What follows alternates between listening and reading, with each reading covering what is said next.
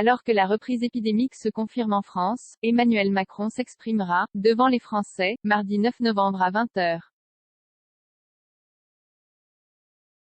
Le chef de l'État devrait également aborder d'autres sujets, comme les réformes à venir et la situation économique du pays.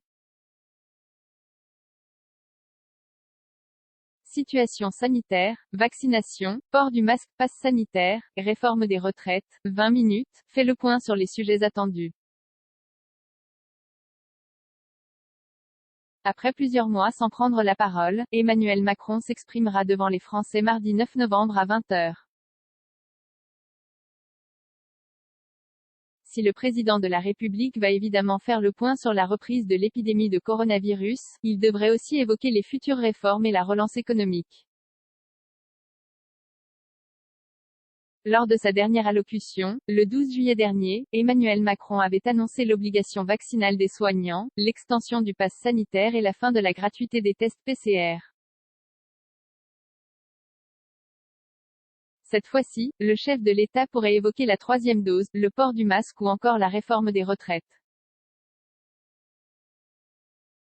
À quelques jours de sa prise de parole, 20 minutes fait le point. Reprise de l'épidémie lors de son allocution, qui reprendra le même format que la précédente, Emmanuel Macron fera le point sur la situation sanitaire, alors que l'épidémie repart à la hausse partout en France. L'Europe est redevenue l'épicentre de l'épidémie, avec des reprises parfois spectaculaires. En France, nous constatons une reprise, légère à ce stade mais certaine, a mis en garde le porte-parole du gouvernement, Gabriel Attal, vendredi. Ces dernières 24 heures, 8 998 nouveaux cas ont été enregistrés, contre 4 000 en moyenne début octobre, selon les chiffres de Santé publique France, publiés vendredi. Le taux de positivité, lui, a atteint 2,4% sur les 7 derniers jours, contre 1,9% la semaine dernière. Autre indicateur, le taux d'incidence. Ce dernier, qui rapporte le nombre de nouveaux cas à l'ensemble de la population, était déjà en hausse de 12% la semaine du 25 octobre. Ce taux d'incidence est en hausse pour la troisième semaine consécutive, explique Nicolas Méty, épidémiologiste à Santé publique France. Enfin, le taux de reproduction, qui mesure le nombre moyen de cas secondaires provoqués par une seule personne infectée, est au-dessus de 1, depuis 3 semaines également. Vaccination et troisième dose pour stopper l'épidémie, le gouvernement compte très certainement sur la vaccination massive, mais aussi sur la troisième dose. Si la France est en avance sur nombre de ses voisins, avec près de 75% de sa population ayant reçu un schéma vaccinal complet, la cadence de l'été est retombée. Du côté de la troisième dose, qui concerne les plus de 65 ans, les personnes à risque comme les obèses ou les diabétiques, les personnes immunodéprimées et leur entourage et le personnel soignant, seuls 3,2 millions de Français sur les 6,8 éligibles ont reçu l'injection, soit 45% des Français concernés, selon les chiffres de Santé publique France, publiés jeudi.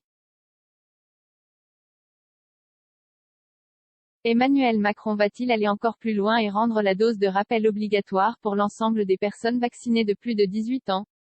Pour le moment, l'exécutif semble privilégier le conditionnement du pass sanitaire à une troisième dose de vaccin. En déplacement vendredi à Montpellier, le Premier ministre Jean Castex a affirmé que l'exécutif réfléchissait à cette piste, sans doute plus que la piste de la vaccination obligatoire pour les plus de 65 ans. Port du masque à partir de lundi, le masque sera de nouveau obligatoire dans les écoles primaires de 39 départements, où le taux d'incidence s'est malheureusement restabilisé au-dessus de 50%.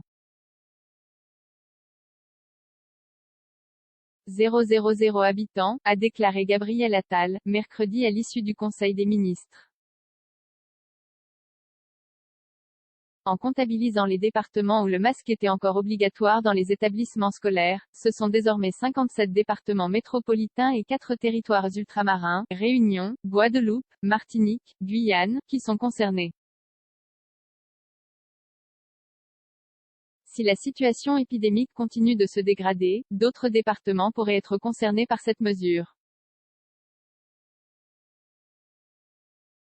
et les écoliers ne sont pas les seuls concernés. Dans certains départements, tels que l'Hérault, le port du masque n'est plus obligatoire dans les établissements exigeant le pass sanitaire, comme les cinémas, les centres commerciaux ou les musées.